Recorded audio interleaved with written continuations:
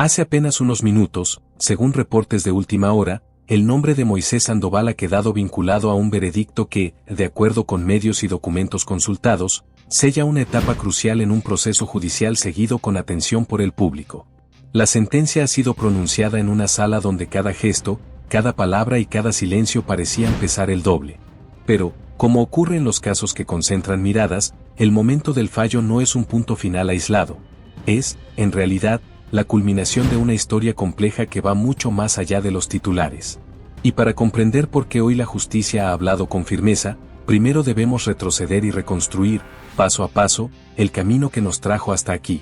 Según relatan coberturas periodísticas y resúmenes disponibles en documentos judiciales,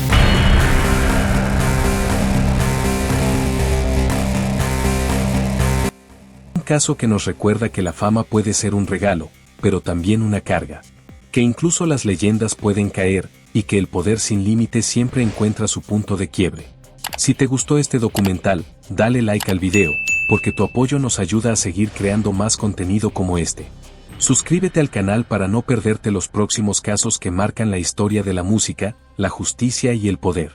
Y si quieres que más personas conozcan esta historia, compártelo con tus amigos y deja tu opinión en los comentarios. Tu voz también forma parte de este análisis. El nombre de Moisés Sandoval lleva meses, y en algunos pasajes, años, circulando en informes, cronologías y declaraciones.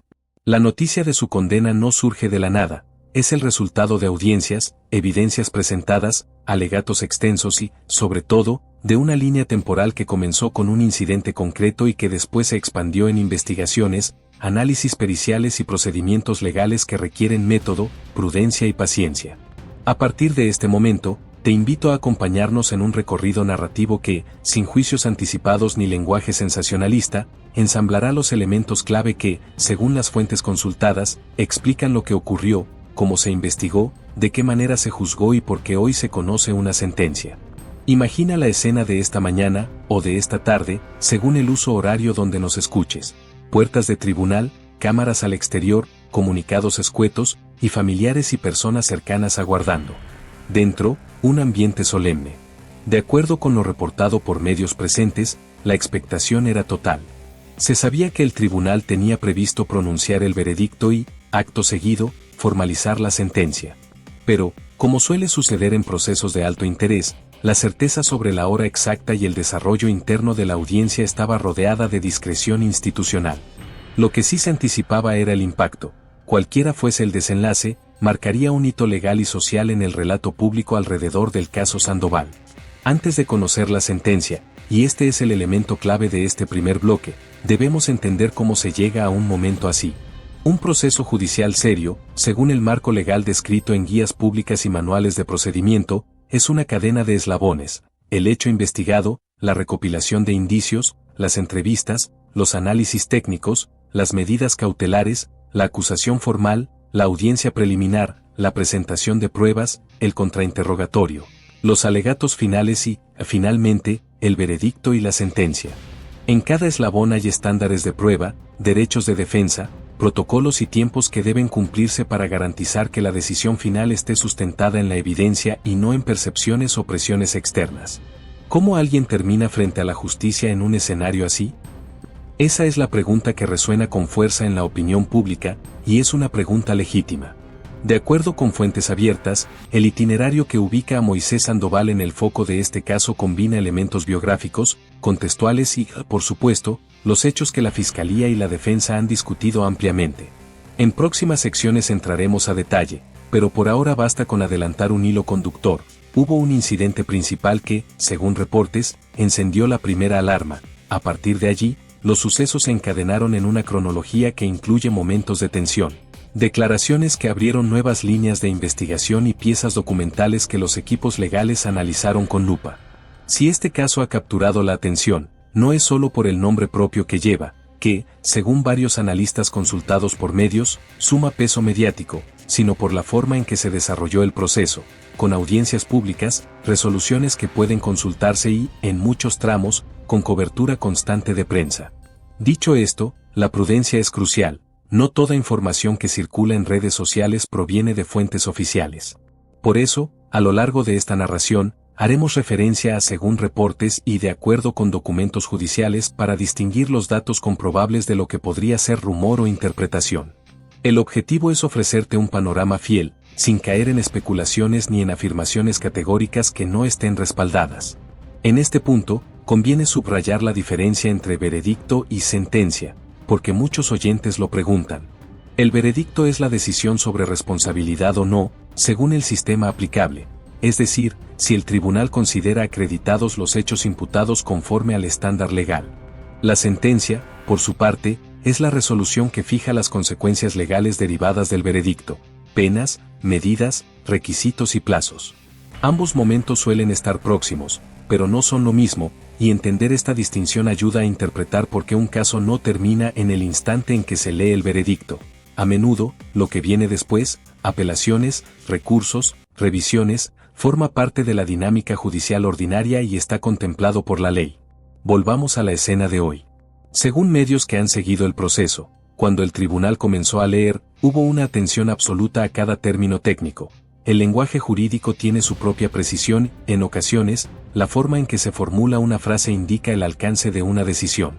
Palabras como acreditado, no acreditado, prueba pericial, testimonio corroborado, cadena de custodia o estándar de convicción pueden parecer distantes, pero son los pilares que sostienen una resolución. Entender estos conceptos no es un lujo, sino una guía para evitar lecturas simplistas y para reconocer el trabajo, silencioso y metódico, que hay detrás de la exposición pública de un fallo. Ahora bien, ¿quién es Moisés Sandoval dentro de este relato, más allá de un nombre en titulares? Según perfiles biográficos publicados por la prensa y fuentes abiertas, se trata de una persona cuya trayectoria, personal, profesional o pública, ha sido objeto de interés. No entraremos aquí en detalles sensibles ni especulativos, nos centraremos en lo que aporta contexto para comprender el proceso. Lo relevante es cómo se traza la línea que conecta esa trayectoria con el incidente investigado. ¿Existían antecedentes? ¿Hubo señales previas que, a posteriori, adquieren otro significado? ¿Qué papel jugaron las personas del entorno y cómo intervinieron las autoridades? Estas preguntas no son para alimentar morbo, son las preguntas de un enfoque documental que busca, paso a paso, entender. La reconstrucción cronológica será nuestra aliada. En los próximos bloques, presentaremos, siempre de forma apta para todo público, los antecedentes inmediatos al incidente principal, el momento clave que, según reportes, detonó la intervención de las autoridades y la secuencia que llevó a la fase de arresto. Luego, pasaremos por las audiencias y el juicio, testigos, evidencia aceptada por el tribunal, estrategias presentadas por las partes y los puntos de controversia que se discutieron bajo reglas claras. Finalmente, llegaremos al veredicto y la sentencia, explicando su significado legal y social, y qué caminos podrían abrirse a partir de ahora, incluidos los recursos procesales que la ley contempla. ¿Por qué es importante hacerlo así, con calma y precisión? Porque, de acuerdo con guías de periodismo judicial y recomendaciones de organismos de prensa, el tratamiento responsable de casos en curso o recientemente sentenciados exige evitar adjetivaciones excesivas, respetar a todas las partes y ceñirse a fuentes verificables. Este enfoque es especialmente necesario cuando la conversación pública se acelera. En ese vértigo, el detalle fino, lo que realmente está en el expediente, lo que realmente se dijo bajo juramento, lo que realmente se admitió como prueba, es lo primero que se pierde. Y, sin embargo, es lo único que debe sostener cualquier conclusión. Hasta aquí, hemos marcado la ruta y los criterios. Falta un elemento más en este primer bloque, el misterio responsable, el suspenso que no busca exagerar, sino invitar a pensar. Porque hay un punto, apuntado por algunos analistas citados por medios, que llamó la atención durante el juicio. Ciertos tramos de la evidencia, según se informó, sorprendieron incluso a quienes seguían el caso de cerca. No porque fueran estridentes, sino por su capacidad de reordenar lo que se creía entender. Esos momentos serán clave cuando lleguemos a la sección dedicada a la evidencia y a las estrategias de defensa. Allí veremos cómo cada parte intentó construir un relato coherente, qué pruebas buscó destacar y de qué modo el tribunal evaluó su pertinencia y credibilidad. Antes de cerrar este primer segmento, conviene recordar algo que a veces se olvida: una condena no borra las preguntas que el caso deja a la sociedad. Al contrario, las vuelve más visibles. ¿Qué nos dice este proceso sobre el funcionamiento de las instituciones? ¿Qué nos enseña sobre los ritmos de la justicia frente a la velocidad de la información? ¿Cómo debemos, como audiencia, equilibrar nuestra curiosidad con el respeto a las personas involucradas? Estas no son cuestiones abstractas, son la base de una conversación pública más madura y más justa.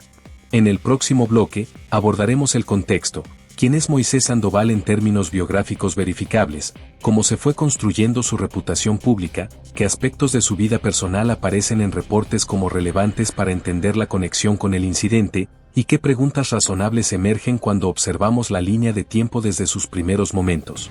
Y dejemos aquí un mini cliffhanger responsable, acorde con la información disponible. El incidente que, según reportes, cambiaría todo, estaba a punto de ocurrir y su interpretación, con el paso del tiempo, se volvería el eje alrededor del cual giró, pacientemente, la maquinaria judicial. Para comprender el momento que culmina en la condena de Moisés Sandoval, es indispensable regresar al principio, a la biografía verificable, al contexto social y profesional, y a las primeras piezas de información pública que, con el tiempo, ganarían relevancia. Según reportes de prensa y datos disponibles en fuentes abiertas, el perfil de Sandoval se fue conformando en capas: la persona, su recorrido, los vínculos que lo rodeaban y la manera en que esa red de relaciones interactuó con el incidente que más adelante motivaría la intervención de las autoridades y, en última instancia, la actuación del sistema judicial. De acuerdo con coberturas periodísticas, la primera imagen que muchos tenían de Moisés Sandoval era la de alguien con determinada visibilidad en su entorno, ya sea por su actividad profesional, por su participación en proyectos o por su presencia en círculos comunitarios. No estamos aquí para magnificar ni minimizar esa exposición pública, sino para señalar un dato relevante. Cuando una persona es conocida, su vida suele ser observada con mayor atención, y los acontecimientos que la rodean adquieren más eco mediático. Esto no convierte la atención en evidencia, pero sí explica por qué, desde etapas tempranas, hubo interés en el caso. La trayectoria reportada sugiere etapas de crecimiento, de oportunidades y también de desafíos. En diversas entrevistas y perfiles publicados, se menciona que Sandoval atravesó momentos de consolidación laboral, con responsabilidades que, según quienes lo conocieron, exigían organización y manejo de equipos. Allí surge una primera clave para el análisis posterior. Los contextos profesionales pueden introducir dinámicas complejas, de confianza, de liderazgo, de toma de decisiones, que, aunque neutrales en sí mismas, se vuelven significativas cuando el escrutinio público ingresa y comienza a preguntar cómo ciertas decisiones se tomaron, quién las autorizó y cuáles fueron sus consecuencias. Repetimos, este no es un juicio paralelo, sino una observación general sobre cómo los escenarios de trabajo se conectan con las historias que llegan a los tribunales. En lo personal, según notas biográficas y aportes de conocidos que hablaron con medios, la vida de Sandoval estuvo marcada por relaciones cercanas que lo acompañaron en diferentes etapas. En muchos relatos humanos, el entorno cercano es un puente de sentido: familia, amistades, colegas, mentores. Cuando un caso entra en la esfera judicial, ese entorno también es llamado a dar contexto: dónde estaba cada persona, qué sabía, cuándo lo supo, qué escuchó, qué vio. Sin entrar en detalles sensibles, porque nuestra meta es mantener un tono apto para todo público, lo que corresponde apuntar aquí es que la red de vínculos de Sandoval no fue marginal, fue parte del relato que, según documentos y declaraciones citadas por la prensa, se fue articulando en la investigación. Hay un punto metodológico importante: la diferencia entre percepción y confirmación. En los meses previos al juicio, circularon versiones, opiniones, comentarios. Todo ello tiene un lugar en la conversación social, pero no constituye evidencia en el sentido jurídico. Lo que sí entra al expediente, y, por ende, adquiere categoría de análisis formal, son las declaraciones ante autoridad competente, los documentos respaldados, los registros que pasan por cadena de custodia y las pericias técnicas validadas. En el caso Sandoval, según reportes, el proceso fue precisamente delimitar qué elementos pertenecían al mundo de la conversación general y cuáles podían ser considerados por el tribunal, bajo reglas estrictas de admisibilidad. A la luz de ese criterio, volvamos a la biografía y al entorno.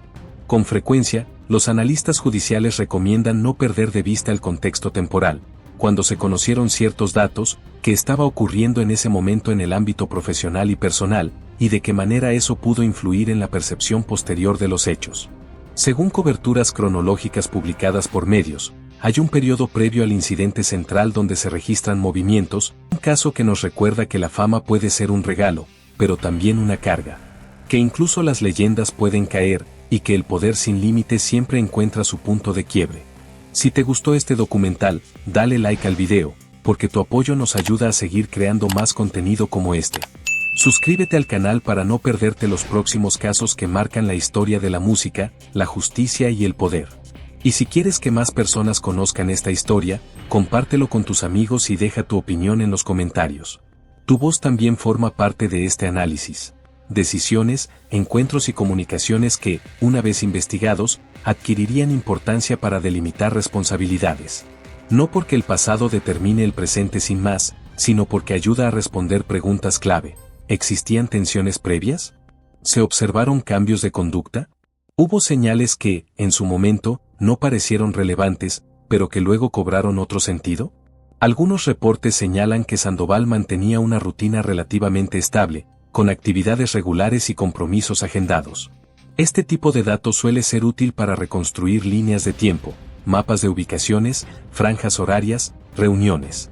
En términos periodísticos, la cronología es la columna vertebral del relato factual, ordena, depura y ayuda a no confundir simultaneidad con causalidad. De acuerdo con documentos consultados por la prensa, la investigación necesitó establecer con precisión horas, lugares y participantes en momentos claves previos y posteriores al incidente principal. En esa construcción, la biografía deja de ser un conjunto de anécdotas para convertirse en un tablero con coordenadas verificables. Por supuesto, hablar de alguien en términos públicos exige prudencia. Por eso, este bloque no es para emitir conclusiones anticipadas, sino para describir un contexto en el que ciertas piezas se acomodan: quién es el acusado, qué hacía, con quién se relacionaba, cómo circuló su nombre en los medios y por qué, llegado el día, su presencia en el tribunal concitó tanto interés. Una pauta habitual en el periodismo responsable es recordar que toda persona tiene derecho a la presunción de inocencia hasta sentencia firme y que, incluso tras un fallo, el respeto por la dignidad personal y la privacidad de terceros debe guiar el tratamiento informativo. Aunque hoy hablamos de una condena, mantener ese estándar contribuye a una conversación más justa y apegada a principios. Otro elemento del contexto es el marco legal del lugar donde se tramita el caso. Sin entrar en tecnicismos excesivos, conviene recordar que distintos sistemas jurídicos, según país o jurisdicción, manejan distintas nomenclaturas y etapas: acusación formal, audiencia preliminar, juicio oral, recursos ordinarios y extraordinarios. Según explicaciones de especialistas citados por medios, el caso Sandoval transitó por las fases habituales, con controles de legalidad y tiempos procesales definidos. Esto significa que, desde el inicio, hubo oportunidad para que la Fiscalía presentara cargos y evidencia, y para que la defensa contraargumentara, impugnara y aportara su propia visión de los hechos. Ese equilibrio de partes es un pilar del debido proceso. Ahora bien, ¿cómo se conecta todo esto con el incidente que, según reportes, cambió el curso de la vida pública de Sandoval? En narrativas judiciales, suele hablarse de un punto de inflexión, un momento donde la atención se concentra, la investigación se acelera y los acontecimientos pasan de potencialmente relevantes a definitivamente centrales. Las fuentes consultadas por medios coinciden en que ese punto existió en este caso. No lo abordaremos todavía, porque este bloque está dedicado al contexto, pero sí podemos decir que, a partir de allí, el relato deja de ser lineal y se vuelve un entramado. Declaraciones que surgen, documentos que aparecen, versiones que deben contrastarse, y decisiones legales que marcan ritmo y dirección. Un rasgo distintivo de los casos de alta notoriedad es la coexistencia de dos cronologías, la judicial y la mediática. La judicial se mueve a su propio paso, determinado por pericias, agendas del tribunal y plazos legales. La mediática, en cambio, responde al interés del público, a eventos noticiosos y a la necesidad de actualización constante. Según observadores citados por la prensa, la historia de Sandoval vivió en ambas cronologías. Mientras en el expediente avanzaban etapas con discreción, en los medios se informaba sobre audiencias, presentaciones y reacciones. Esto exige, de nuevo, una lectura cuidadosa. Lo que en el expediente se asienta con lenguaje técnico puede llegar al público traducido, simplificado o, a veces, incompleto. Por eso, este guión insistirá en separar con claridad el según reportes y el de acuerdo con documentos judiciales. También es útil incorporar la mirada de especialistas. Analistas legales consultados por distintos medios han explicado que, en procesos como este, el contexto biográfico sirve para enmarcar, pero no para decidir. Los tribunales no condenan o absuelven por reputación o por proyección pública, sino por evidencia. Sin embargo, el contexto sí puede ayudar a entender la lógica de las decisiones y la forma en que cada parte construyó su narrativa. La acusación, para mostrar coherencia entre hechos, motivos y medios. La defensa, para introducir dudas razonables, explicar conductas y ofrecer alternativas interpretativas. En ese juego de marcos, la historia personal de Sandoval aparece, pero solo como telón de fondo. Lo decisivo será lo que se pueda probar. Hay, además, un aspecto humano que no puede obviarse. En toda historia judicial hay personas que atraviesan emociones intensas, incertidumbre, temor, esperanza. La cobertura responsable procura no hacer espectáculo de ello, pero sí reconocer que el proceso no transcurre en laboratorios aislados, se vive en la vida de la gente. Según testimonios moderados recogidos por medios, el círculo cercano de Sandoval enfrentó con discreción las etapas más difíciles, asistiendo a audiencias y manteniendo silencio cuando correspondía. Este comportamiento, si bien no afecta la interpretación jurídica, sí habla de una forma de transitar el proceso que merece respeto. Para cerrar este bloque, formulemos las preguntas que nos guiarán hacia el siguiente. ¿Qué ocurrió exactamente en el incidente que encendió la primera alerta? ¿Cómo pasamos del rumor inicial a una investigación formal? ¿Qué elementos fueron considerados suficientemente sólidos para avanzar a la fase de acusación? ¿Qué respondió la defensa en esos primeros compases? ¿Y por qué, según reportes, algunos detalles posteriores sorprendieron incluso a quienes seguían de cerca el expediente? El próximo bloque abrirá esa puerta con cuidado y rigor. Presentaremos, en orden, la descripción del hecho que originó el caso, siempre con lenguaje apto para todo público y sin elementos sensibles, la cronología gradual que va desde los antecedentes hasta el momento del incidente y las primeras actuaciones de las autoridades. También incorporaremos, cuando corresponda, menciones a comentarios de especialistas que ayuden a interpretar por qué ciertas decisiones se tomaron en un sentido y no en otro. Y dejaremos planteado un mini cliffhanger responsable, como pide la estructura. Algunas piezas de evidencia, según informaron medios, llamaron la atención por su capacidad de reorganizar el rompecabezas. Pero para llegar a ellas, primero debemos entender el tablero donde se colocaron. Ahora que tenemos el contexto, avancemos con cuidado hacia el corazón del caso, el incidente que, según reportes, detonó la intervención de las autoridades y encendió la maquinaria judicial. Mantendremos un lenguaje apto para todo público, sin descripciones sensibles, y nos apoyaremos en fórmulas como de acuerdo con documentos judiciales y según medios para distinguir la información corroborada de la conversación general. Para ordenar el relato, dividiremos este bloque en 3 tramos: antecedentes inmediatos, el momento del incidente y las primeras actuaciones oficiales que condujeron al arresto. Este enfoque cronológico ayuda a entender cómo un hecho concreto se transforma en un caso con implicaciones públicas y legales. Comencemos por los antecedentes inmediatos. De acuerdo con coberturas de prensa y resúmenes judiciales consultados por reporteros, hubo señales previas que, con el paso del tiempo, cobraron otra dimensión. En ese periodo se mencionan comunicaciones, reuniones y movimientos que, en su momento, pasaron relativamente desapercibidos. Sin embargo, con el avance de la investigación, adquirieron relevancia para delimitar fechas, presencias y posibles motivaciones.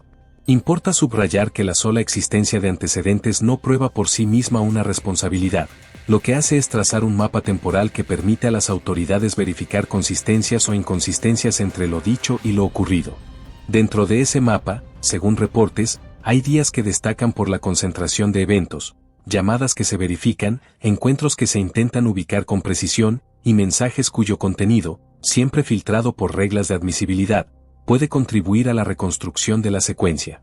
En muchos sistemas judiciales, establecer la línea de tiempo es una tarea clave, permite validar coartadas, ubicar a las personas en espacios determinados y, sobre todo, evaluar si las explicaciones ofrecidas por ambas partes resisten el contraste con los registros disponibles. Llegamos al momento del incidente. Aquí conviene pausar para reiterar nuestro compromiso con un lenguaje responsable. No entraremos en detalles sensibles ni en descripciones que no aporten rigor. Lo esencial, de acuerdo con documentos y notas periodísticas, es que se produjo un hecho concreto que requería la intervención de las autoridades. Ese hecho, según se informó, generó una primera alerta y motivó actuaciones inmediatas para asegurar la escena, proteger a las personas y preservar cualquier posible elemento de prueba conforme a protocolos establecidos. Estos protocolos, conocidos en términos generales como resguardo de escena y cadena de custodia, son fundamentales para que, más adelante, el tribunal pueda examinar la evidencia con garantías de integridad y origen. Según medios que han seguido el caso, la respuesta institucional inicial se coordinó entre entidades competentes, recepción de la alerta, desplazamiento de personal, primer informe y, en su caso, activación de mecanismos de apoyo. Cada una de estas acciones queda asentada en registros que, con posterioridad, pueden ser revisados en audiencia. Es importante entender que, en esta etapa, la prioridad no es construir una narrativa completa, sino proteger a las personas y asegurar la trazabilidad de todo aquello que pudiera volverse relevante. Un ejemplo común en manuales de procedimiento es la delimitación del área, el registro de quién entra y sale, y la categorización de observaciones en formatos predeterminados. Con la formulación de cargos y la orden de arresto, el caso de Moisés Sandoval entró en su fase más observada, la etapa judicial abierta, con audiencias formales, control de legalidad y un calendario procesal que, según reportes, marcaría los hitos que hoy nos permiten entender cómo se llegó al veredicto y a la sentencia.